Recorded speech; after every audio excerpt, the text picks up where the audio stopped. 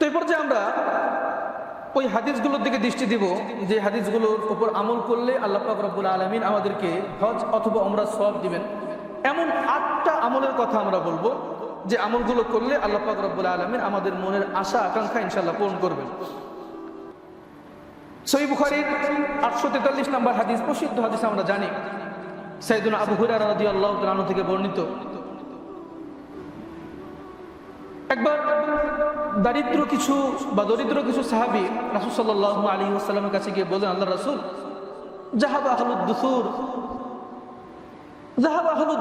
যারা সম্পদশালী তারা তো তাদের সম্পদের কারণে আমাদের চেয়ে অনেক এগিয়ে গেল।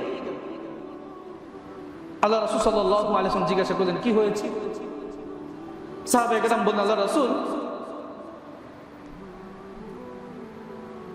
আমাদের সম্পদশালী সাথীরা, আমাদের ভাইয়েরা, আমরাও সালাত আদায় করি, তারাও সালাত আদায় করেন, আমরা রোজা রাখি, তারাও রোজা রাখেন,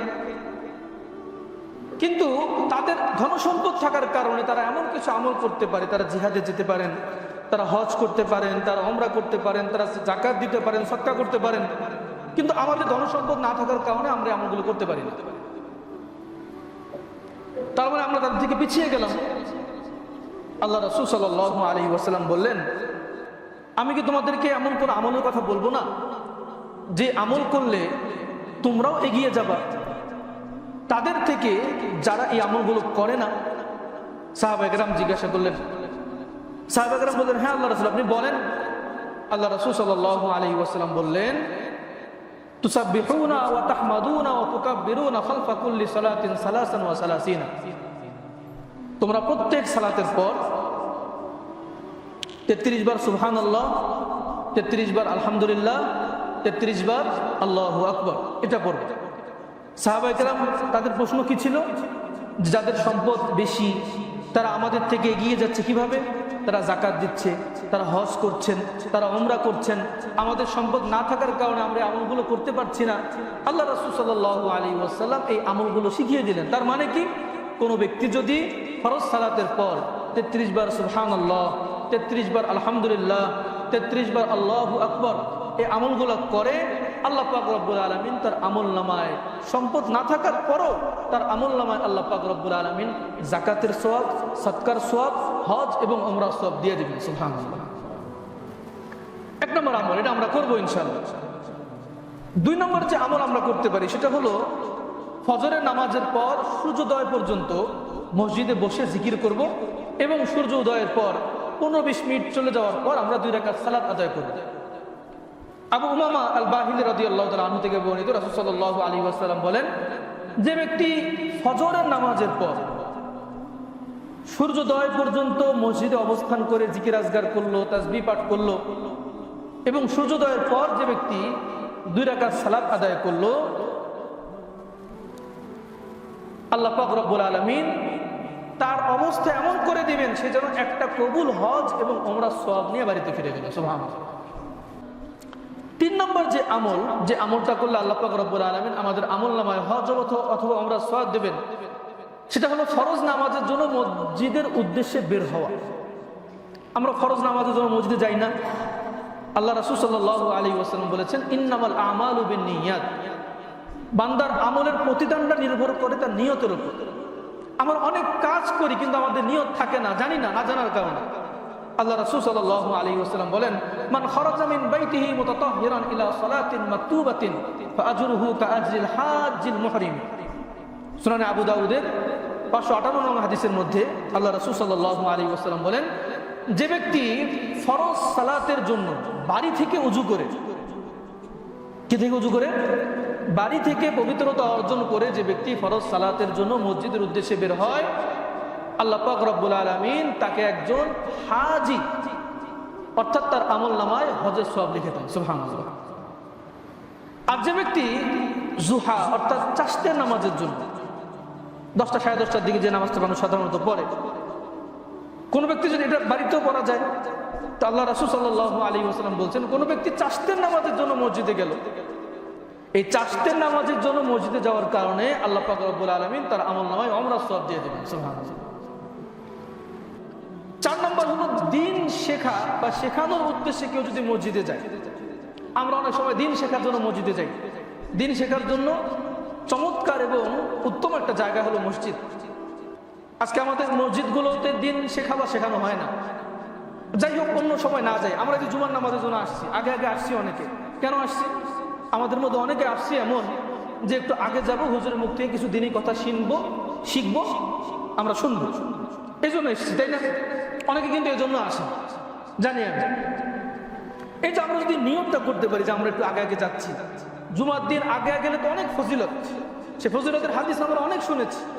আরো একটা ফজিলত যদি আমরা এটা জানি যে আমি যদি আগে আগে যাই, কেন যাচ্ছি? দিন শিখবো, দিনের কথা শুনবো।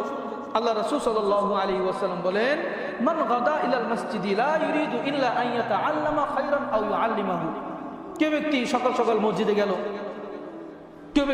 কোনো ব্যক্তি তাড়াতাড়ি মসজিদে গেল, বা মসজিদের দিকে কোনো ব্যক্তি গেল, তার উদ্দেশ্য কি? ইলম শিখবে বা শেখাবে। আল্লাহ রাসূল সাল্লাল্লাহু আলাইহি ওয়াসাল্লাম বলেন, কানা লাহু কাআজরি হাজ্জিন তাম্মান হাজ্জাতুহু। আল্লাহ পাক রব্বুল আলামিন তার আমলনামায় একটা পরিপূর্ণ হজের সওয়াব দিয়ে দেবেন। সুবহানাল্লাহ। তাহলে আমরা মসজিদে আসছি দিন শেখার জন্য, দিনে ইলম অর্জন করার জন্য। যদি আমরা এই নিয়তটা রাখতে পারি, ইনশাআল্লাহ বিইذنিল্লাহ আল্লাহ পাক রব্বুল আলামিন আমাদের আমলনামাতেও পূর্ণ হজের সওয়াব দিয়ে দিবেন ইনশাআল্লাহ। 5 নম্বর যে আমল, আল্লাহ রাসূল সাল্লাল্লাহু আলাইহি ওয়াসাল্লামের কাছে তার এক সাহাবী গিয়ে আরজ করলেন, আল্লাহ রাসূল, আমি হজ বা উমরায় যেতে চাই, কিন্তু আমার নানান কারণে সেই সামর্থ্যটুকু নাই। আল্লাহ রাসূল সাল্লাল্লাহু আলাইহি ওয়াসাল্লাম জিজ্ঞাসা করলেন, তোমার বাড়িতে মা আছে? সে সাহাবী জিজ্ঞাসা করলেন, হ্যাঁ, আমার মা আছে। আল্লাহ রাসূল সাল্লাল্লাহু আলাইহি ওয়াসাল্লাম বললেন, ফাআবদিল্লাহা ফি বিররিহি। তুমি তোমার ওই মায়ের খিদমত করার মাধ্যমে, তোমার এই মায়ের সেবা করার মাধ্যমে আল্লাহর সাথে সম্পর্ক স্থাপন করো। ফাইন্নাকা ইযা ফাআলতা যালিকা ফাআনতা হাজ্জিন আও মুতাবিরুন ওয়া মুজাহিদুন। যদি তুমি কাজটা করতে পারো, তাহলে আল্লাহর দরবারে তুমি হজকারী, উমরাকারী অথবা আল্লাহর পথে জিহাদকারী হিসেবে গণ্য হবে। সুবহানাল্লাহ। এরপরে 6 নম্বর যে আমল করলে আমরা হজ এবং উমরার সওয়াব পেতে পারি, আল্লাহ রাসূল সাল্লাল্লাহু আলাইহি ওয়াসাল্লাম বলছেন, ইন্না লাকুম ফি কুল্লি জুমআতিন হাজ্জাতুন ওয়া উমরাতুন। তোমাদের জন্য প্রত্যেক জুমায় হজ এবং উমরার সওয়াব আছে। যদিও হাদিসটা যায়ীফ, তবে যায়ীফ হাদিস ফজিলতের ক্ষেত্রে গ্রহণযোগ্য, মুহাদ্দিসদের বক্তব্য এটা। আল্লাহ রাসূল সাল্লাল্লাহু আলাইহি ওয়াসাল্লাম বলছেন, তোমাদের জন্য জুমার দিনে হজ এবং উমরার সওয়াবের সুযোগ আছে। সাহাবায়ে কেরাম জিজ্ঞাসা করলেন, রাসূল, সে আমলটা কি?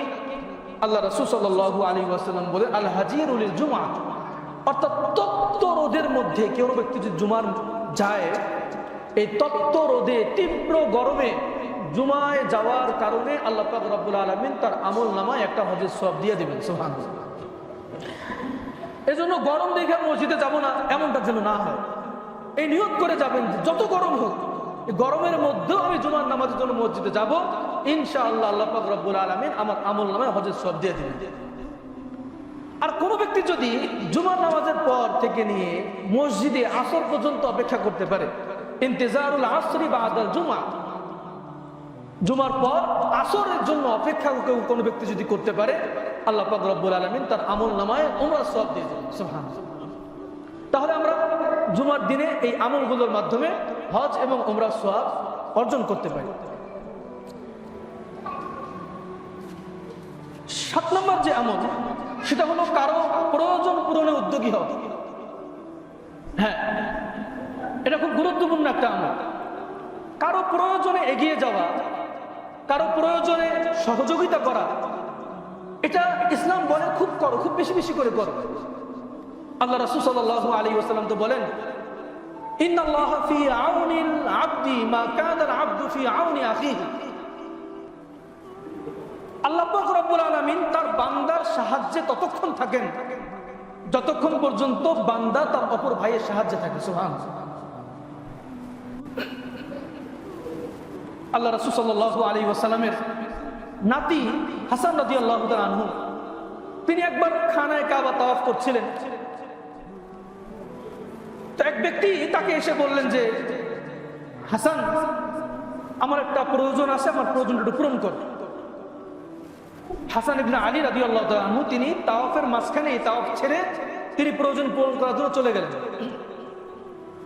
এখন এক ব্যক্তি তার ওই বিষয়টা ভালো লাগে না।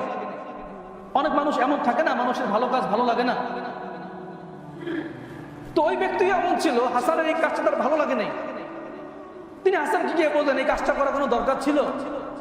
আল্লাহর ঘর তাওয়াফ করছেন, এত ভালো একটা কাজ করছেন, আল্লাহর সাথে আপনার মহব্বত সম্পর্ক, কোত্থেকে কোন লোক আসলে আপনি তার সাহায্যে চলে গেলেন কথা শোনা মাত্রই? হাসান ইবনে আলী রাদিয়াল্লাহু তাআলা তিনি বলছেন, দেখো, আমি তো আমার নানাজান মুহাম্মদ আরবি সাল্লাল্লাহু আলাইহি ওয়াসাল্লামকে বলতে শুনেছি, কোন ব্যক্তি যদি তার কোনো ভাইয়ের প্রয়োজনে যায় এবং যাওয়ার পর সে সেই প্রয়োজনটা পূরণ করে বা পূরণ করার সুযোগ হয় বা পূরণ করতে পারে, আল্লাহ পাক রব্বুল আলামিন এই যে প্রয়োজনটা পূরণ করলো, এই প্রয়োজন পূরণ করার ওসিলায় কারণে তার আমলনামায় একটা কবুল হজের সওয়াব দিয়ে দিবেন। সুবহানাল্লাহ। আর কোন ব্যক্তি যদি ওই প্রয়োজনটা পূরণ করতে না পারে, নিজের অসামর্থ্যের দরুন অথবা তার সেই সুযোগই হয় নাই, যে কোনো কারণে প্রয়োজনটা পূরণ করতে পারে নাই, কিন্তু সে গিয়েছে, এই যাওয়ার কারণে আল্লাহ পাক রব্বুল আলামিন তার আমলনামায় একটা কবুল উমরা সওয়াব দিয়ে দিবেন। সুবহানাল্লাহ। এই জন্য কোনো ব্যক্তি যদি আপনাকে ডাকে তার প্রয়োজন পূরণ করতে, সে বিপদে পড়েছে, সে একটা বাজে অবস্থার মধ্যে পড়েছে, আল্লাহর রাস্তে যাবেন, তার প্রয়োজন পূরণ করার জন্য উদ্যোগী হবেন, না পারলেও হজের সওয়াব না পান, আল্লাহ পাক রব্বুল আলামিন আপনার আমলনামায় একটা উমরার সওয়াব দিয়ে দিবেন ইনশাআল্লাহ। মানুষের প্রয়োজন পূরণে যাওয়া দরকার, এটাও মনে রাখা দরকার। বড় দুর্ভাগ্যের বিষয়, মানুষের প্রয়োজনে গেলে অনেক সময় বিপদের সম্মুখীন হয়ে যেতে হয়। এজন্য যুগ যেহেতু খারাপ, একটু বিবেক বুদ্ধি বিবেচনা করে কাজগুলো করা দরকার। 8 নম্বর যে আমল, সেটা হলো খালেস নিয়ত, বিশুদ্ধ নিয়ত।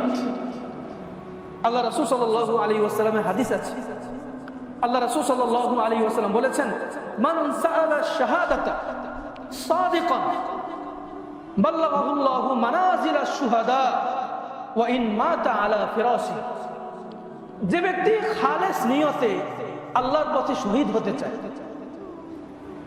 যে ব্যক্তি বিশুদ্ধ হৃদয় নিয়ে আল্লাহর পথে শহীদ হতে চায়, সে যদি বিছানাতে পড়েও মারা যায়, আল্লাহ পাক রব্বুল আলামিন তাকে শাহাদাতের মর্যাদা দান করবেন। সুবহানাল্লাহ। তার মানে কি বুঝলাম? যে ব্যক্তি ইখলাসের সাথে শহীদ হতে চায় আল্লাহর পথে, লোক দেখানো শহীদ হওয়া নয়, সে আসলেই চায় আল্লাহর রাহে তার জীবনটাকে বিলিয়ে দিবে, সে যদি বিছানাতে পড়েও মারা যায়, আল্লাহ পাক রব্বুল আলামিন তাকে শাহাদাতের মর্যাদা দান করবেন ইনশাআল্লাহ। খালিদ ইবনুল ওয়ালিদ রাদিয়াল্লাহু তাআলা আনহু বিশ্বজয়ী বীর, পৃথিবীর একমাত্র সেনানায়ক বলা হয় যার যুদ্ধের ইতিহাসে কখনো পরাজয়ের ইতিহাস নাই। তিনি যতগুলো যুদ্ধ অংশগ্রহণ করেছেন, প্রত্যেকটা যুদ্ধেই তিনি বিজয় লাভ করেছেন। ইভেন মুসলমানদের বিরুদ্ধে তিনি যখন উহুদ যুদ্ধে অংশগ্রহণ করেন, আল্লাহ পাক রব্বুল আলামিন সেই যুদ্ধেও খালেদের কর্মকৌশলতার কারণে কাফেরদেরকে পরবর্তী ধাপে বিজয় দিয়েছিলেন। খালিদ ইবনুল ওয়ালিদের তামান্না ছিল আল্লাহর রাহে শাহাদাত বরণ করা, কিন্তু তার মৃত্যু হয়েছিল বিছানায়। তো ঐতিহাসিকরা বলেন, এই হাদিসের আলোকে আল্লাহ পাক রব্বুল আলামিন তাকেও শাহাদাতের মর্যাদা দান করবেন। তাহলে হাদিস থেকে আমরা বুঝলাম, কোন ব্যক্তি যদি কোনো কিছুর নিয়ত ইখলাসের সাথে করে, পরিপূর্ণ বিশুদ্ধতার সাথে করে, সে যদি সামর্থ্য না থাকার কারণে বা কোনো কারণে ওই কাজটায় অংশগ্রহণ করতে নাও পারে, আল্লাহ পাক রব্বুল আলামিন তার আমলের বিশুদ্ধতার কারণে তাকে সেই সওয়াবটা দিয়ে দেবেন। এই জন্য আমরা হজ বা উমরা না করতে পারি, আমাদের সেই সম্পদ না থাক, আমাদের নিয়ত যদি বিশুদ্ধ হয়, আমাদের ইখলাস যদি বিশুদ্ধ হয়, আমাদের আকাঙ্ক্ষা যদি বিশুদ্ধ হয়। আমাদের আকাঙ্ক্ষা বিশুদ্ধ হওয়ার মানে কি? বিশুদ্ধ হওয়ার মানে শুধু কি নিয়ত করলাম না, আপনার নিয়ত কতটুকু বিশুদ্ধ এটা গ্রহণ হবে আপনার কাজের মাধ্যমে। আপনি নিয়ত করছেন, বাস মনের মধ্যে নিয়ত করে রাখছেন, এই কাজকে বাস্তবায়ন করার জন্য কোনো আমল আপনি করছেন না, এই কাজকে বাস্তবায়ন করার জন্য কোনো পদক্ষেপ আপনি নিচ্ছেন না, শুধু দেখা হলে বলছেন ভাই নিয়ত করছি। নিয়ত করার ক্ষেত্রে আপনার চেষ্টা কতটুকু, আপনার অর্থকরী জমানো কতটুকু, আপনি কতটুকু বের হলেন?